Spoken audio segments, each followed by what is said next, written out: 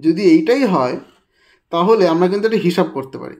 দেখো, যদি আমি একটা সমকোণী ত্রিভুজ আঁকছি যার একটা 90 ডিগ্রি, একটা কোণ 90 ডিগ্রি, এবং তার 90 ডিগ্রি যে কোণটা আছে তার দুটো বাহুর মধ্যে একটা বাহুর দৈর্ঘ্য 1 সেন্টিমিটার, আরেকটা বাহুর দৈর্ঘ্য 1 সেন্টিমিটার। এই সি বাহুটার দৈর্ঘ্য কত হবে? খুব সোজা বার করা। কি করতে হবে আমাকে? না, সি ইকুয়াল টু আমরা জানি A square plus B square equal to, আমি কি লিখবো এখানে, 1 সেন্টিমিটার। তো 1 স্কোয়ার, আরেকটা বি 1 স্কোয়ার, তাহলে কত হবে? 1 প্লাস 1 স্কোয়ার মানে 1, তাহলে কত হবে? 2। তাহলে দেখো, সমকোণী ত্রিভুজের সমকোণের দুদিকের বাহু যদি 1 সেন্টিমিটার করে হয়, তাহলে অপোজিট বাহুটা দৈর্ঘ্য √2 সেন্টিমিটার হয়। তার মানে আমরা কিন্তু প্রমাণ পেলাম যে বাস্তবে অমূলদ সংখ্যার ব্যবহার আছে। আচ্ছা, এখানে একটা মজার জিনিস শিখিয়েছে, সেটা আমি তোমাদের দেখাচ্ছি। আমার ধরো একটা আমি ত্রিভুজ আঁকলাম। এই ত্রিভুজটা ধরে নাও এই একটা 1 সেন্টিমিটার একটা ত্রিভুজ আঁকলাম, ঠিক আছে?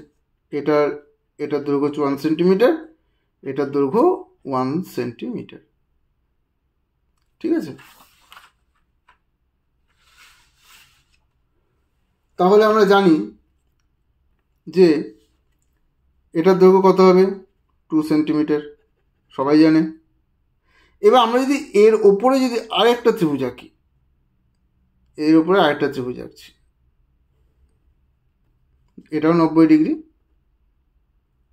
তাহলে এটা 1 সেন্টিমিটার, এটা 2 সেন্টিমিটার, তাহলে এটা মানে ডি বাহুটা কত হবে বার করব। খুব সোজা অঙ্ক। কি করব না, 90 ডিগ্রি যে কোণটাতে যেটা 90 ডিগ্রি তার দুপাশের যে বাহু তাদের স্কোয়ার, অর্থাৎ একটা বাহুর দৈর্ঘ্য হচ্ছে 1 তার স্কোয়ার, আরেকটা বাহুর দৈর্ঘ্য হচ্ছে √2 তার স্কোয়ার, দুটোকে রুট ওভার করলে আমি কি পাবো? অপোজিট বাহুটার দৈর্ঘ্য পাবো। তাহলে 1 স্কোয়ার কত? 1 প্লাস √2 স্কোয়ার কত? 2। আমরা জানি যে আমি যদি √2কে আমি যদি স্কোয়ার করি তাহলে কত হবে? 2 হবে। আমি 2 লিখেছি, তাহলে কত হবে? 3। তাহলে এটার দৈর্ঘ্য কত হবে? 3। একইভাবে যদি আমি আরেকটা সমকোণ আঁকি এবং ওই বাহুটার দৈর্ঘ্য 1 সেন্টিমিটার, মানে আরেকটা 1 সেন্টিমিটার সমকোণ ত্রিভুজ আঁকলাম, তাহলে এটার দৈর্ঘ্য হচ্ছে 90, এবং এই বাহুটার দৈর্ঘ্য যদি ই হয়, তাহলে আমাকে ই এর মানটা কত বার করতে হবে? আমি একই জিনিস আর বারবার যাচ্ছি না। তাহলে ই এর দৈর্ঘ্য কত হবে? সবাই জানে যে √3 square by 1 square equal to 3 plus 1 equal to √4 equal to √4 এর কত হয়? 2। তাহলে আমাদের ই এর দৈর্ঘ্য কত হলো না? 2 সেন্টিমিটার। এবার আমি নিচে আরেকটা ছবি আঁকছি, এই একই জায়গায় অনেক কটা ছবি হয়ে গেছে তো। তা ধরে নিলাম একটা ই বাহুর দৈর্ঘ্য কত হয়ে গেল? আমরা জানি 2 সেন্টিমিটার। এর ওপর আরেকটা আমি 90 ডিগ্রি আঁকলাম, ই এর ওপর আরেকটা 90 ডিগ্রি। আমি যা করছি বারে বারে তাই করছি।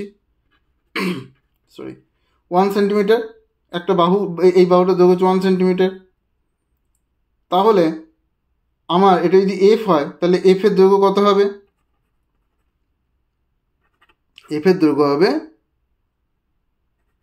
2 এর বর্গ প্লাস 1 এর বর্গ। কত হবে? 4 প্লাস 1 ইকুয়াল টু 5, তাই তো? 4 প্লাস 1 ইকুয়াল টু 5। তাহলে এইভাবে দেখো আমি কি পেলাম? √2 পেলাম, √3 পেলাম, √4 পেলাম। √4 মানে 2, কিন্তু আমি সুবিধার জন্য √4 লিখছি। √5 পেলাম, এরকমভাবে আমি যদি আরও একটা রেখা টানি তাহলে আমি √6 পাবো, আরও একটা সমকোণ আঁকি তার ওপরে তাহলে আমি √7 পাবো। এরকম করে কিন্তু √8, √9, √10 পেতেই থাকবো।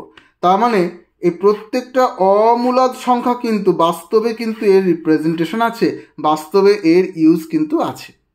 এটাই বোঝানো হলো, আর কিচ্ছু না।